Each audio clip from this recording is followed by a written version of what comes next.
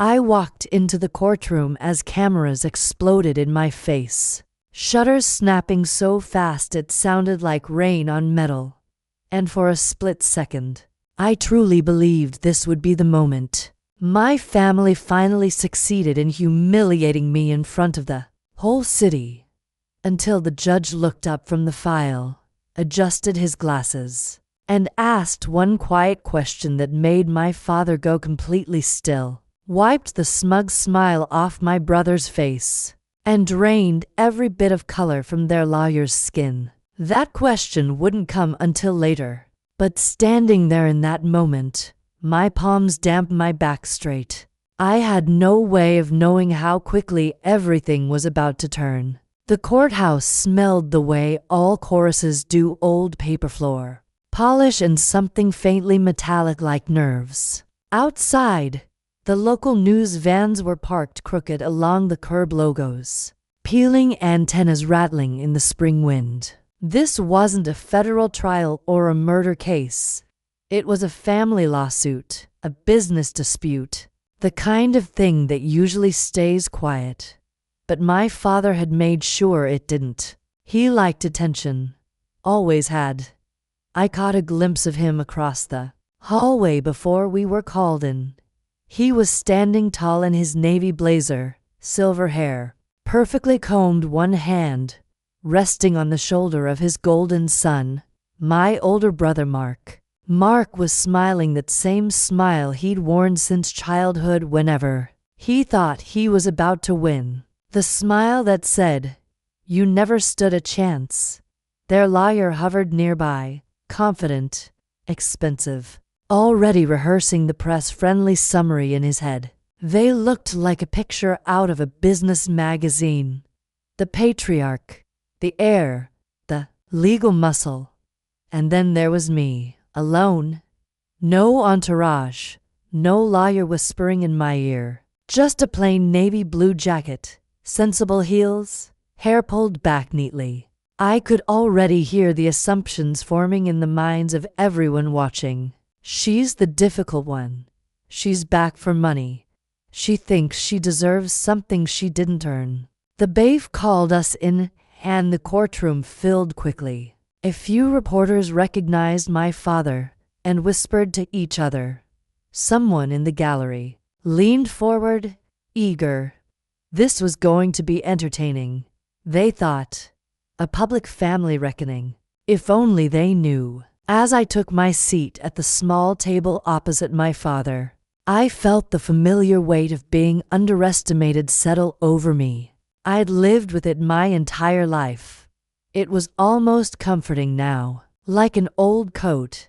The judge entered, a man in his early 60s with tired eyes and a nonsense posture. He glanced around the room, then down at the thick folder in front of him. He hadn't formed an opinion yet. I could tell that mattered. While preliminary motions droned on my mind, drifted back to how we'd ended up here under fluorescent lights with strangers watching our family come apart. My father had built what everyone called an empire. Not skyscrapers or private jets, but something more solid, more American. Commercial properties, storage facilities, small manufacturing, spaces leased to local companies, warehouses along the interstate. The kind of wealth that didn't shout but lasted. Mark had been groomed for it since he was a teenager. Rode along to job sites, sat in on meetings, learned how to talk big and read little. I was the other child, the one who didn't fit, the one who asked questions, the one who left. When I told them I was choosing a life of service instead of joining the family business, my father nodded like he understood, but I could see it in his eyes. Disappointment, relief, one less complication. After that, they stopped counting me. Years passed.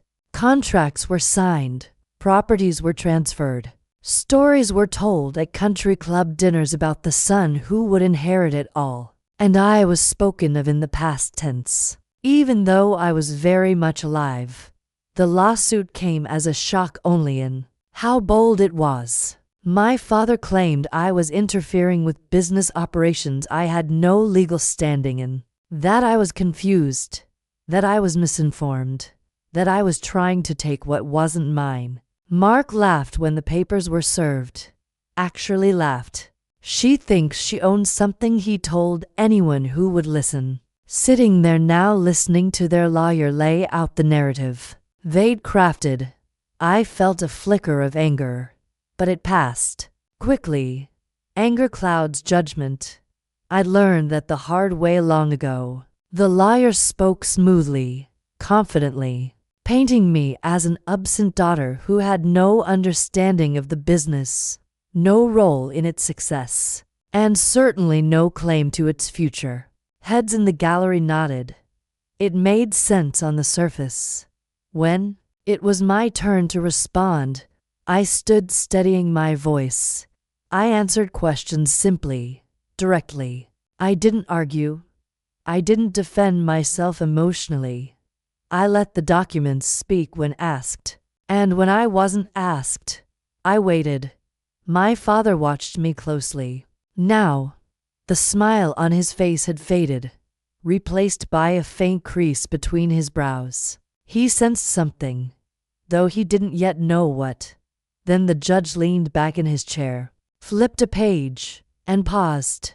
He looked up and asked that one question. The room seemed to hold its breath. The judge didn't raise his voice. He didn't glare. He simply held the file a little higher, as if the weight of it surprised him, and asked Ms. Carter, before we go any further, I need to understand one thing. Who exactly has been signing as the controlling party on these assets for the last 8 years? It wasn't the kind of question most people would recognize as dangerous. It sounded administrative, almost boring, but I saw what it did to the table. Across from me, my father's shoulders went rigid. Not dramatic, not theatrical, just rigid. Like a man who has stepped onto thin ice and suddenly feels it shift under his feet. Mark's smile didn't just fade. It fell away as if it had never belonged on his face in the first place. And their lawyer, who had been so smooth, so sure of himself, blinked hard, swallowed, and glanced down at his own binder like it had betrayed him. I kept my hands folded. I didn't look at my father. I didn't look at Mark. I looked at the judge. And I waited, because the truth doesn't need to be rushed. In my world, you learn that patience is its own kind of power. The judge's eyes moved from me to the attorney. Counsel. Their lawyer cleared his throat. Your Honor, I'm not sure that's relevant to the central issue. The plaintiff, Mr. Carter, has operated the business for decades. The defendant has been absent. The judge held up a hand. I'm asking because I'm looking at a chain of documents that does not match what I was told in your opening. That sentence was small. It landed quietly, but it landed like a weight. For a moment, the courtroom made that soft collective sound people make when they don't want to speak, but can't help reacting. A shuffle, a breath, a murmur swallowed. Then the judge glanced down again, and the hearing continued, because judges don't do drama. They do procedure. But the air in the room had changed. It wasn't entertainment anymore. It was uncertainty. And uncertainty is the one thing men like my father can't tolerate. If you asked my father how he built his empire, he'd tell you it was hard work, early mornings, long meetings, risks no one else would take. He'd say he sacrificed everything for his family. That's the story he loved. The truth was more complicated, and I was old enough now to admit it without bitterness. My father was good at seeing what other people ignored. In the late 80s and early 90s, when our little Ohio town was still shaking off closed factories and the interstate was bringing in new shipping routes, he started buying properties nobody wanted, crumbling storage lots, empty warehouses with leaky roofs, a small trucking yard that smelled like diesel and rust. He didn't buy them with cash. He bought them with confidence, bank loans, partnerships, handshakes. At first, it wasn't glamorous. My mother would sit at the kitchen table with a calculator paying bills and balancing stacks of receipts while my father talked about the next deal, like it was the second coming. We didn't vacation. We didn't have fancy cars. We had stability, which felt like luxury back then. I can admit now he did work hard. He did take risks. But he also had a talent for taking credit for things women did quietly. My mother managed the books for years.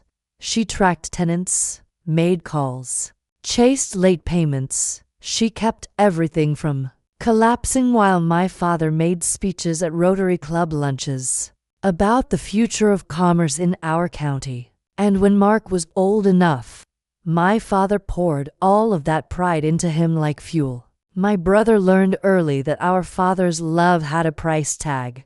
Praise was given to the child who mirrored him, agreed with him, performed for him. Mark did it easily. He was charming in that effortless way some people are. He'd walk into a room and make you feel like you'd known him for years. I was different. I was the one who watched, the one who asked why. By the time I was 15, I could tell you which tenants paid late every winter, which roof needed replacing, which properties were bleeding money. Not because my father taught me, because I listened when my mother spoke, and because I sat at that kitchen table and did the math myself. Still, when family friends came over, when my father's business partners visited, when church ladies patted my head and asked what I wanted to be someday, the answer was always implied. Mark would take over the business. I would what? Marry someone sensible, teach school, be a nurse, something nice. When I graduated high school and told my father I wanted to serve, he stared at me like I'd announced I was moving to the moon. Serve, he said as if the word tasted strange. Why would you do that? You have a future right here. What he meant was you have a role right here, a supporting role. I didn't hate my family. That's important to say because revenge stories sometimes paint everyone in black and white. Life isn't like that, and older listeners know it better than anyone. I loved my mother, even loved my father in the complicated way you love someone who provides but also demands. And Mark was my brother. We grew up under the same roof, eating the same casseroles, watching the same 4th of July fireworks from the same front lawn. But love doesn't erase patterns. The pattern was this. Mark was the heir. I was the spare. So I left. Not in a dramatic storm out, not in some tearful argument. I left the way adults leave quietly with paperwork and a bus ticket and a promise to call. And once I was gone, my father did what he always did with things that made him uncomfortable. He rewrote the story, so he didn't have to feel rejected. To the town, I became the difficult daughter, the one who ran off, the one who didn't appreciate what she had, the one who thought she was better than the family business. To Mark, I became a convenient comparison. At least I stayed, he'd say. At holidays, half joking, half serious. At least I'm loyal. And to my father's empire, I became invisible. The business grew over the next decade. New properties, a few smart leases, a storage facility that turned into steady money. Mark strutted into meetings with a tie too expensive for his experience, talked about expanding our footprint, and my father beamed like he was watching his own reflection. My father started using words like legacy, and then my mother got sick. Not the kind of sick you recover from. Not the kind you can fix with more money and more control. Real sick. the kind that humbles everyone, even men who think they are untouchable. Those months were when the empire revealed its true foundation. Not the buildings, not the leases, not the accounts. The foundation was paperwork, legal structures, names, and signatures. The boring, invisible things people don't respect until they're standing in a courtroom with cameras flashing. It was during that season when the casseroles arrived from church, when hospital chairs creaked under sleepless bodies, when my father's voice got softer for the first time in me life, that decisions were made. Quiet decisions, protective decisions. Decisions my father either didn't fully understand or didn't think would ever apply to him. Because in my father's world, the future always belonged to the strongest man in the room. He never imagined that strength could look like silence. People like to think absence means irrelevance. That if you're not seen, you're not shaping anything. It's a comforting belief, especially for those who stay behind and claim the center of the stage. The truth is, absence can be intentional, strategic, necessary. After my mother's funeral, I didn't come home the way everyone expected. I stayed just long enough to help settle what needed settling, boxes labeled accounts, closed her clothes folded with more care than conversation, and then I left again. My father didn't stop me. He didn't ask when I'd be back. He was already busy, returning to the version of life he understood: meetings, deals, the familiar rhythm of being the man in charge. Mark slipped right back into his role beside him, absorbing sympathy and opportunity in equal measure. I returned to my own world, a world where your word matters more than your charm, and where paperwork is treated like a form of truth. For years, my family assumed I was gone and disconnected. That assumption was convenient. It allowed them to tell themselves I didn't know what was happening, that I didn't understand how big the business had become, that I was too far away, too busy, too removed to matter. They were wrong on every count. I won't talk about my service in detail, not because I'm hiding something, but because that life taught me discretion. What I will say is this: I learned early that responsibility isn't loud. It doesn't announce itself. It shows up on time, keeps records, and plans for outcomes no one wants to imagine. I learned how systems really work. Not the romantic idea of power, but the practical one. Who signs? Who authorizes? Who is legally accountable when something goes wrong? I learned to read documents the way some people read faces. I learned where assumptions live and how dangerous they can be. While Mark was giving tours of warehouses and talking about growth, I was learning how structures are built to survive pressure, how assets are protected from poor decisions, how authority can be delegated without being surrendered. And during all those years, something important happened. Something my father never noticed because it didn't come with applause. The empire changed hands quietly. It didn't look like a takeover. There were no fights, no dramatic announcements, just careful planning during a time when everyone was distracted by grief and urgency. My mother had been sharper than anyone gave her credit for. She saw the way Mark treated the business like a stage and the way my father treated loyalty like ownership.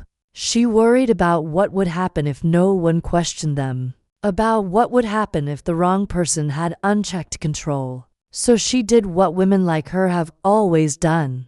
She prepared. She asked questions.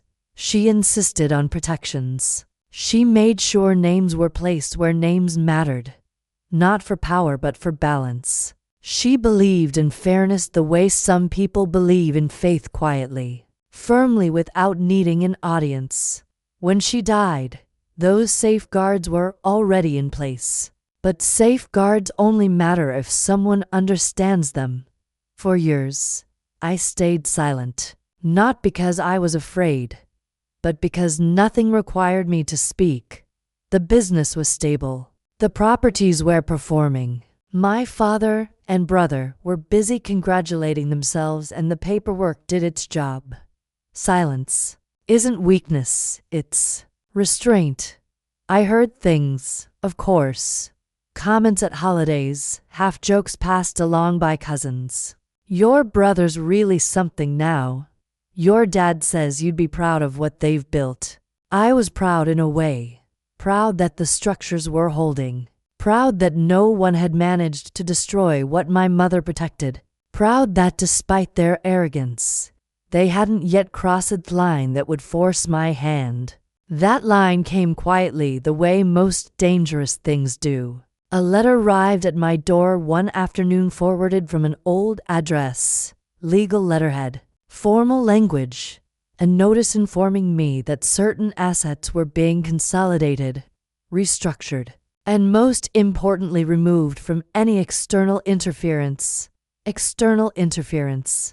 That's what they called me. I read the letter twice, then a third time, making sure I wasn't misinterpreting the language. It wasn't just a business move. It was an attempt to erase, to declare on paper that I had no standing, no authority, no place in something I had helped protect simply by staying quiet. I made a phone call that day, not to my father, not to Mark, to someone who knew how to read between lines. The response was calm, professional. They've misunderstood what they're dealing with, he said, or they're hoping you won't push back. I didn't push back right away.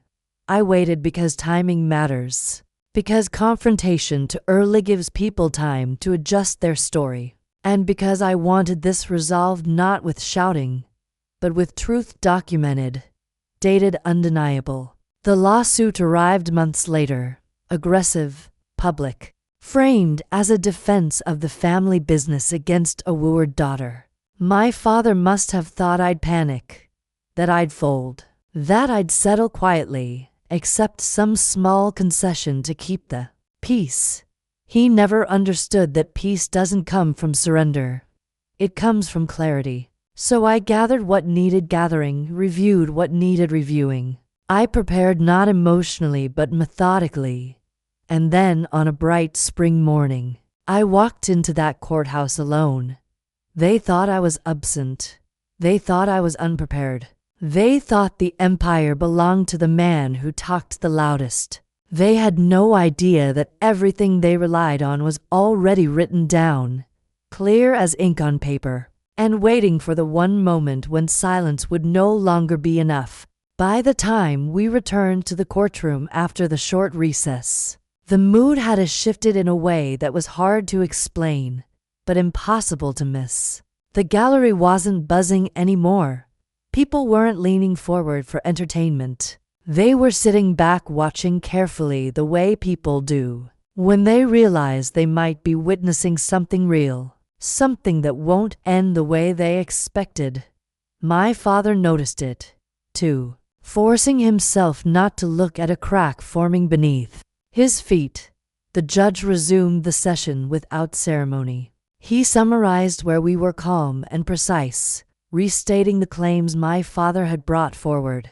Interference, lack of standing, an assertion that I was an outsider attempting to disrupt a business I had no legal connection to. Then he turned to me.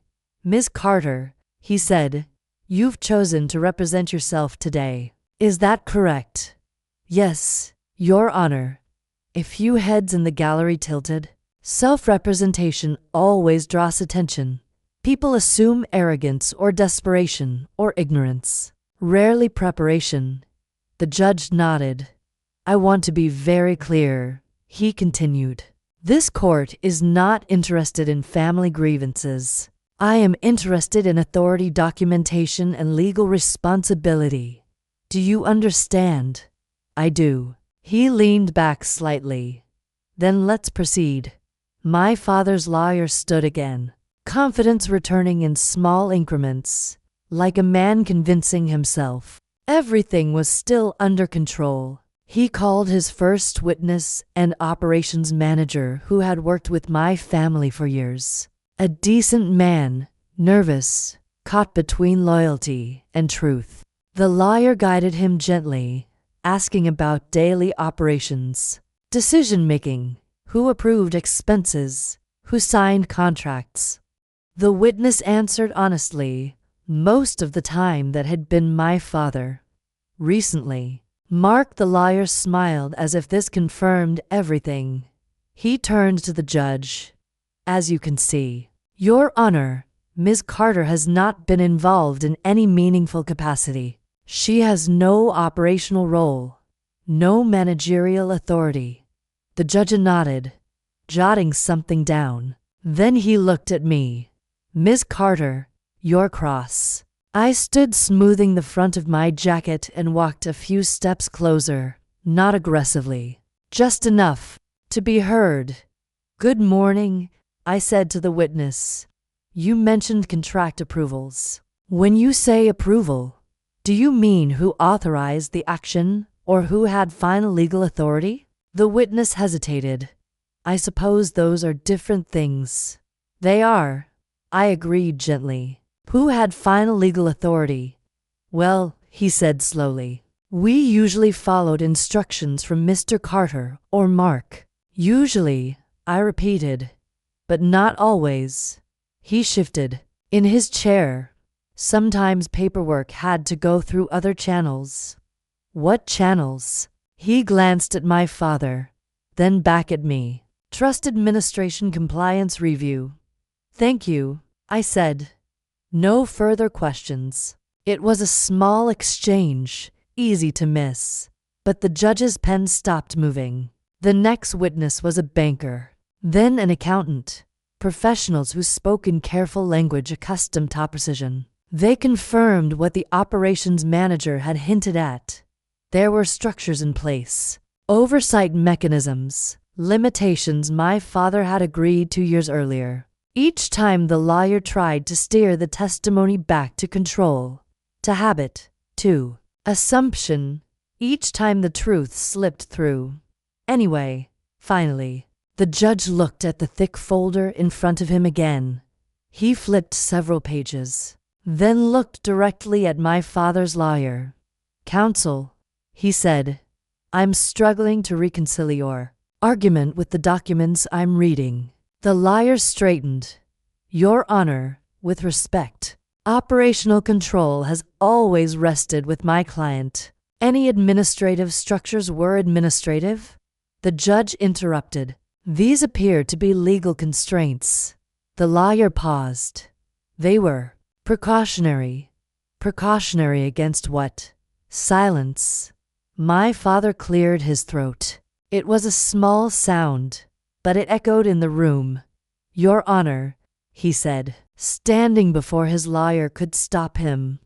I've been running this business for 40 years. The judge looked at him calmly. That may be true, Mr. Carter, but longevity is not the same as authority. Mark turned toward our father, his face tight. Dad? The judge raised a hand. Mr. Carter, he said, addressing my brother. Now you'll have your turn. Sit down. The power in that simple command was unmistakable. For the first time in my life, someone else had told my father what to do, and he had obeyed. The judge turned back to me. Ms. Carter, you've submitted several exhibits this morning. Before we review them, I want to ask you directly. What is your claim? I didn't hesitate. My claim is not that I ran the business day to day, I said. My claim is that the business was never structured to belong solely to the loudest voice in the room. A few people in the gallery shifted uncomfortably. My father believes control comes from presence. I continued. From showing up, making decisions, being seen. The law doesn't work that way. The law works on intent, documentation, and authority. The judge nodded slightly. I took a breath. This lawsuit wasn't brought because I interfered. It was brought because my absence made people forget the limits of their power. My father stared at me now, not angry, not smug, confused, truly confused, like a man realizing the rules he'd lived by his whole life were incomplete. The judge looked back down at the file. "We're going to review Exhibit C," he said, "and then I'm going to ask some very specific questions." The lawyer's hand trembled. Slightly, ash flipped to the page. As the clerk distributed copies, I saw it happen the moment understanding began to dawn. Not fully. Not yet, but enough to unsettle. This case was no longer about whether I deserved a place at the table. It was about whether the table had ever belonged to them in the first place. The judge didn't rush. He never did. He studied Exhibit C the way a mechanic studies an engine, quietly, thoroughly, without reacting to the noise around him. The courtroom had gone still in that special way that happens when people realize the outcome no longer belongs to the loudest speaker. "Counsel," he said at last, looking up at my father's lawyer, "this document predates the current structure of the business by several years." "Yes, Your Honor," the lawyer replied carefully. "It was executed during a transitional period." "A transitional period," the judge repeated. "During a medical emergency." The lawyer nodded once. "That is correct. And it establishes a controlling framework." The judge continued. "That limits unilateral decision-making and places ultimate authority elsewhere." The word "elsewhere" landed hard. Mark leaned forward, whispering urgently to our father. My father shook his head, slow and deliberate, as if refusing to believe what his ears were hearing. He had spent his entire life equating authority with presence. He showed up. Therefore, he ruled. It had always been that simple until now. The judge turned his attention to me. "Ms. Carter, I want you to explain something for the record. In plain terms, no legal jargon." I nodded. "Yes, Your Honor." He tapped the document lightly. "Why was this structure created?" I took a breath.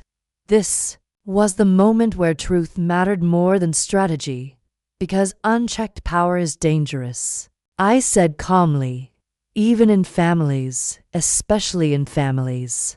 A murmur rippled through the gallery. Not judgment, recognition. My mother understood that the business had grown beyond personalities. I continued. She believed it needed protection. From impulsive decisions, from internal pressure, and from the assumption that seniority automatically equals wisdom. My father let out a sharp breath. "That's not Mr. Carter," the judge said gently but firmly. "You'll have an opportunity to respond." The judge turned back to me. "Go on." "The structure wasn't designed to punish anyone," I said. "It was designed to preserve the business for the long term, to ensure continuity, accountability, stability." And who, the judge asked, was designated to hold that authority? I felt every eye in the room settle on me. I said simply. The silence that followed was absolute. My father's face went slack, like a man who has just realized the ground beneath him was never solid to begin with. Mark's mouth opened slightly, then closed. His expression wasn't anger yet. It was disbelief, pure and unfiltered.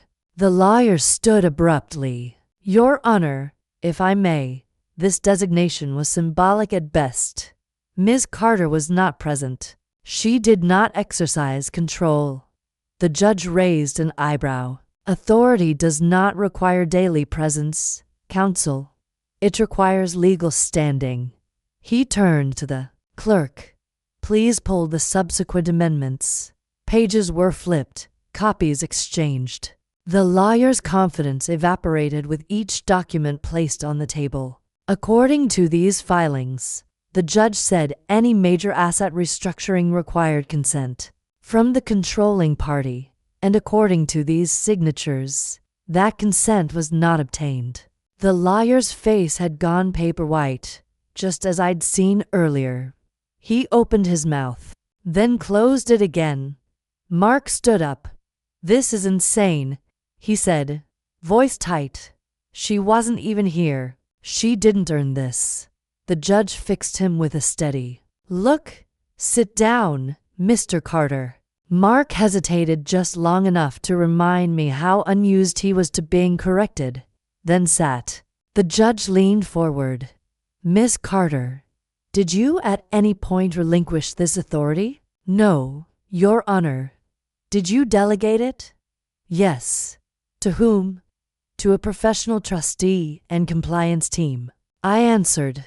"To ensure the business could operate without disruption." The judge nodded. "So while others managed operations, you retained oversight?" "Yes." "And did you ever interfere?" "No." "Why not?" I paused, choosing my words carefully. Because nothing was being endangered, and because silence in this case was not surrender. It was trust. The judge sat back. "Trust," he repeated softly. "My father's." Lawyer tried once more. "Your Honor, even if authority technically rested elsewhere, my client has acted in good faith." "Good faith does not override written law," the judge said. "Nor does assumption replace consent." He turned to me, "Father, Mr. Carter, you assumed control because no one stopped you. That does not mean you were entitled to it." My father stood slowly, as if his legs had aged 10 years in the last hour. "I built this," he said, voice rough. "I sacrificed for it."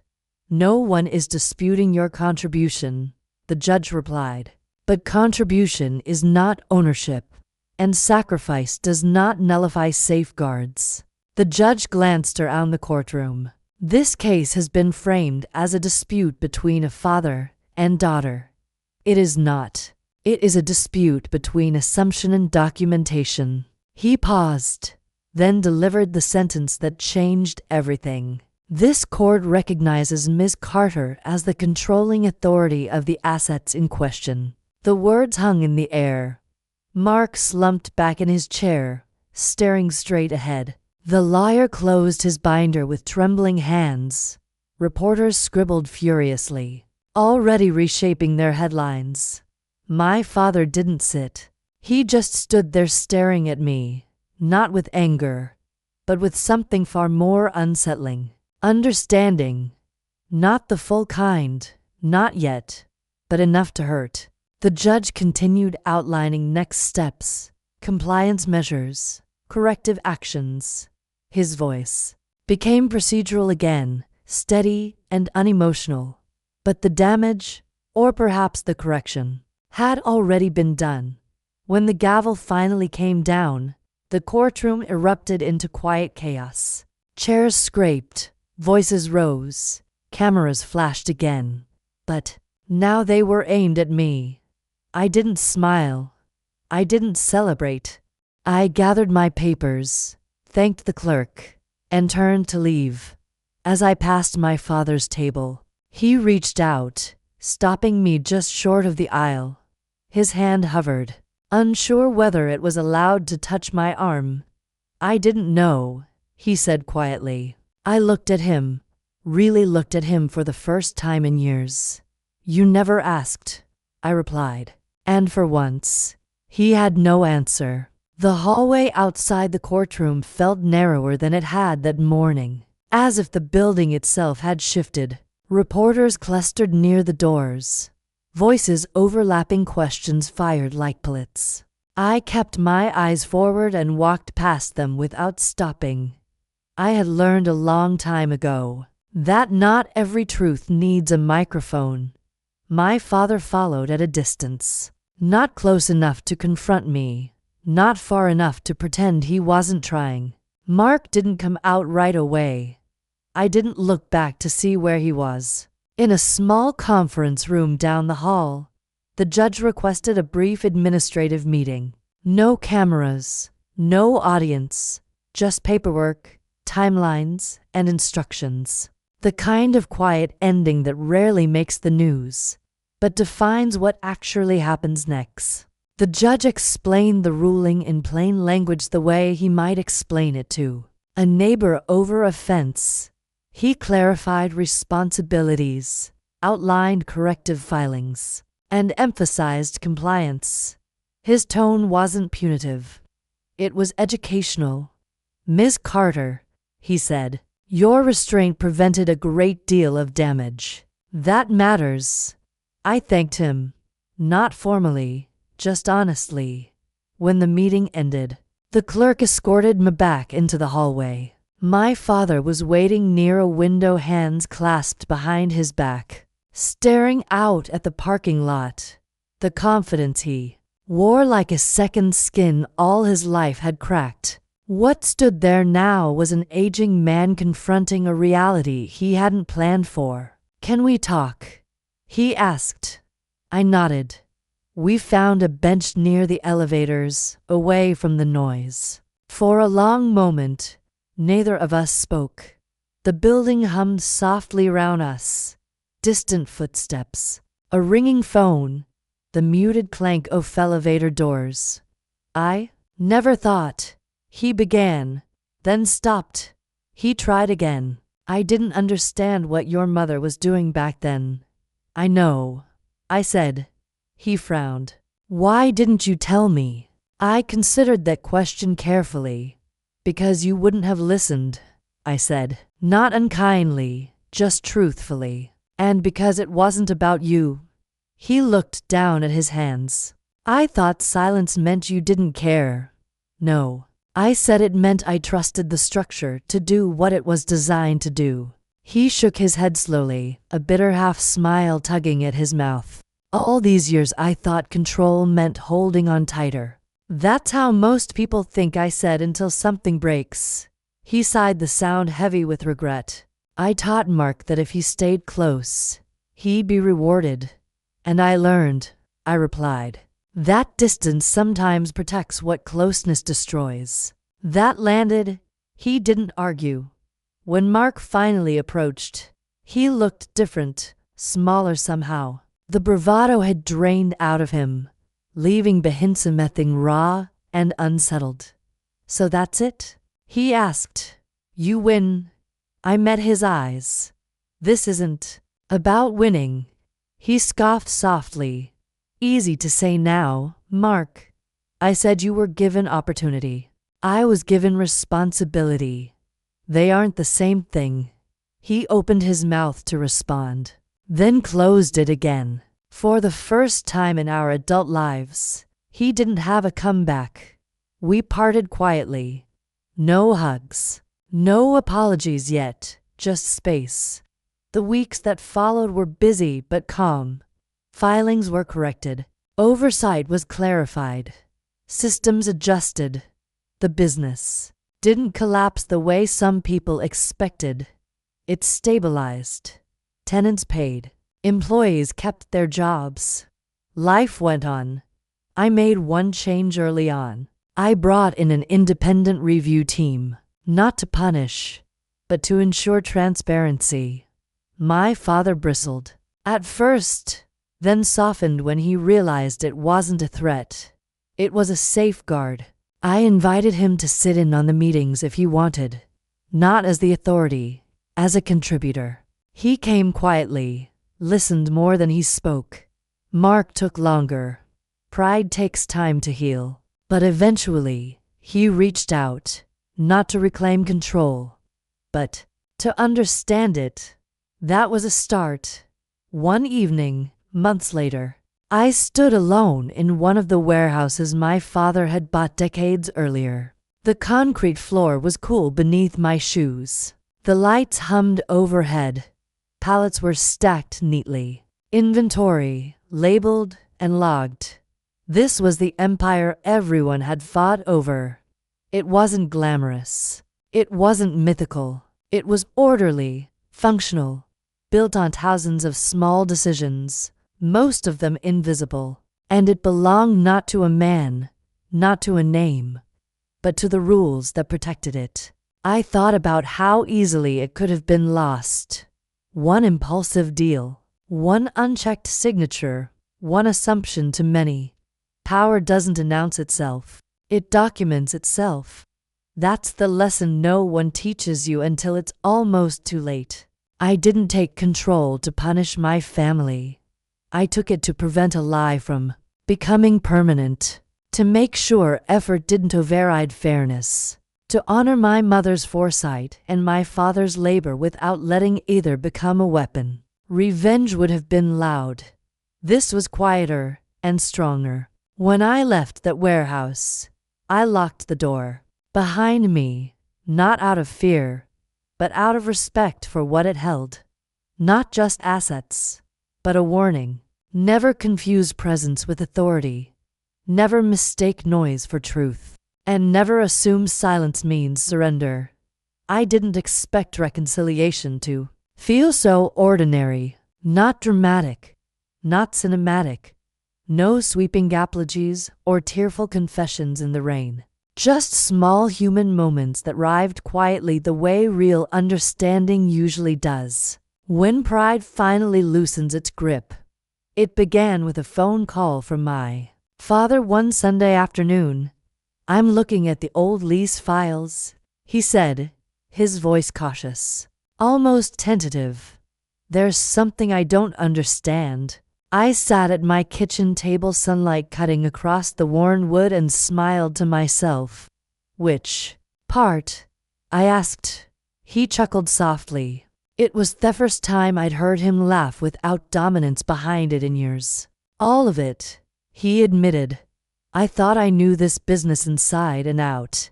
Turns out I only knew the parts that talked back."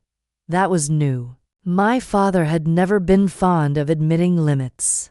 We spent an hour on the phone that day.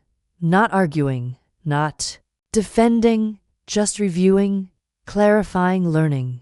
He asked questions, real ones. The kind you ask when you're ready to hear answers that might unsettle you. Mark called a few weeks later, late evening. His voice was rough around the edges. "I keep thinking about what you said." He told me about opportunity and responsibility. I waited. Silence gives people room to finish their thoughts. I stayed, he continued. I thought that meant I deserved more. But staying isn't the same as protecting. "No," I said gently. "It isn't." There was a pause. "Then I don't know how to be the guy who listens." "You learn," I replied, "the same way I did, by being wrong." First, that conversation didn't fix everything, but it cracked something open. And Semetimus, that's all you need to begin again. Over the following months, the business settled into a new rhythm. Clear oversight, transparent processes, defined authority. My father stepped back from daily operations not because he was pushed out, but because he finally trusted the system. Mark found his footing in a role that suited him better. Relationship-focused, outward depth-facing, no longer pretending to be something he wasn't. And me, I remained where I had always been, steady, deliberate, unassuming. I didn't move into a corner office. I didn't change my lifestyle. I didn't announce my role to the world. I kept my life simple, my routines grounded. I reviewed reports, asked questions, ensured compliance. Strength doesn't always look like expansion. Sometimes it looks like restraint. One evening, not long ago, I drove past the courthouse where it had all come to a head. The building stood exactly as it always had, solid, unremarkable, quietly important. I parked for a moment and sat in my car, hands resting on the steering wheel, thinking about how close everything had come to unraveling. Not because of malice, because of assumption. My father assumed presence equaled authority. My brother assumed loyalty guaranteed ownership. The public assumed the loudest story was the truest one, and I assumed silence would always be enough. I was wrong about that last part. Silence protects, but only for a time. Eventually, truth demands a voice. Not an angry one, not a vengeful one, but a clear and documented one. That's the lesson I wish someone had taught me sooner. And it's the one I hope you'll carry with you after hearing my story. If you've spent your life being the quiet one, the reliable one, the person who handles things without applause, don't confuse humility with invisibility. Make sure your work is protected. Make sure your intentions are written down. Make sure the structures you trust can stand without you explaining yourself in a crisis. And if you're a parent listening to this, believing you know your children better than they know themselves, pause, ask questions, read the paperwork. Power shared wisely lasts longer than power hoarded out of fear. I didn't walk into that courtroom to destroy my family. I walked in to stop a misunderstanding from becoming a permanent injustice. What happened after wasn't revenge. It was correction. Today, when I sit across from my father at a small diner we've both gone to for decades, our conversations are quieter, slower, more thoughtful. He listens now. Mark listens, too. Not perfectly, but sincerely. We are not the family we once were. We are better, because truth, when faced honestly, doesn't just expose. It educates. It humbles. And sometimes if you're willing to sit with the discomfort long enough, it heals. If this story made you pause, if it reminded you of your own family, your own paperwork, your own quiet strength, take a moment, reflect, share it with someone who might need the reminder. And if you want to hear more stories like this, stories about dignity, accountability, and the power of truth told calmly, consider subscribing and staying with us. Some lessons come too late, others arrive right on time.